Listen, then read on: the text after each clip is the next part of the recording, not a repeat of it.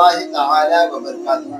वालेकुम अस्सलाम वरहमतुल्लाहि ताला वबरकातुहू। अस्सलातु वस्सलामु अलैका या रसूलल्लाह, अस्सलातु वस्सलामु अलैका या हबीबल्लाह व अला आलिका व अस्हाबिका या नूरल्लाह सल्लल्लाहु तआला अलैहि वसल्लम। प्यारे आका सल्लल्लाहु तआला अलैहि वसल्लम की प्यारे दीवानों, जैसे कि आप तमाम हज़रात को मालूम है कि रमज़ान मुबारक का मुबारक महीना चल रहा है और बड़ी ही तेजी के साथ हमारे दरमियान से ये रमज़ान का महीना गुजरते जा रहा है। तो लिहाजा इस मुतालिक रमज़ान के मुतालिक और तरावी के मुतालिक और ज़कात के मुतालिक जो भी सवाल जवाब आप हज़रात के जहन में आ रहा है, उसी को लेके हम लोग ये प्रोग्राम रखे हैं। आइए हमारे मेहमान खुसूसी मुफ्ती साहब से सवाल किया जाएगा और मुफ्ती साहब जवाब देने की कोशिश करेंगे इंशाअल्लाह। आप हज़रात आखिर तक बने रहें, इंशाअल्लाह आप लोग को बहुत कुछ सीखने को मिलेगा। अस्सलामु अलैकुम वरहमतुल्लाहि ताला वबरकातुहू। वालेकुम अस्सलाम व रहमतुल्लाहि व बरकातुहू। नहमदुहु व नसल्ली व नसल्लिमु अला रसूलिहिल करीम, अम्मा बाद। अऊज़ु बिल्लाहि मिनश शैतानिर रजीम, बिस्मिल्लाहिर रहमानिर रहीम। इन्नल्लाह व मलाइकतहु युसल्लूना अलन नबी या अय्युहल्लज़ीना आमनू सल्लु अलैहि व सल्लिमू तस्लीमा। अल्लाहुम्मा सल्लि अला सय्यिदिना शफीअना हबीबना व मौलाना मुहम्मदिन बारिक व सल्लिम। सल्लु अलैहि व सल्लतु व सलामु अलैका या रसूलल्लाह सल्लल्लाहु तआला अलैहि वसल्लम। सबसे पहले मैं आप सबको मुबारकबाद पेश करता हूँ कि जितने भी नाज़रीन हैं और बिलखुसूस हमारे शमीम भाई और अज़ीज़म मोहम्मद सकलैन भाई, इन दोनों का भी मैं शुक्रगुज़ार हूँ और सबको मुबारकबाद पेश करता हूँ कि सब ने मिलकर के आज ये खुसूसी महफ़िल इन्होंने रखी है, जिसमें सवाल और जवाब का ये सेशन चलेगा इंशाअल्लाह ताला। आज हमारे बीच में बहुत सारे लोग ऐसे हैं जो कुछ मसाइल में उलझे हुए हैं, चाहे वो रोज़े से मुताल्लिक हो या ज़कात से मुताल्लिक हो या तरावी से मुताल्लिक हो।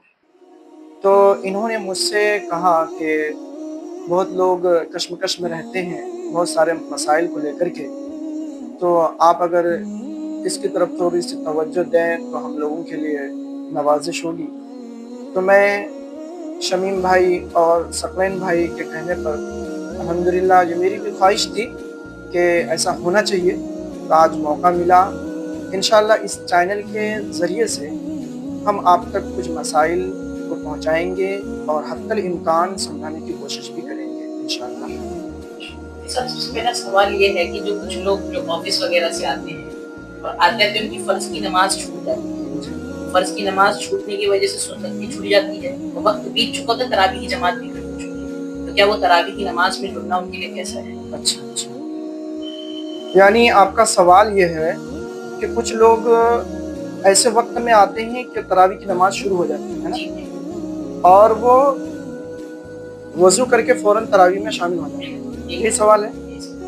तो देखिए, मसला ये है कि कोई भी शख्स इशा की फ़र्ज पढ़े बगैर अगर तरावी की जमात में वो शामिल होता है, चाहे वो पूरी 20 रकत वो अदा कर ले, उसकी तरावी की नमाज नहीं होगी, इसलिए कि तरावी से पहले इशा की फ़र्ज उस पर अदा करना बहुत ज़रूरी है और वो फ़र्ज पढ़े बगैर तरावी नहीं पढ़ सकता।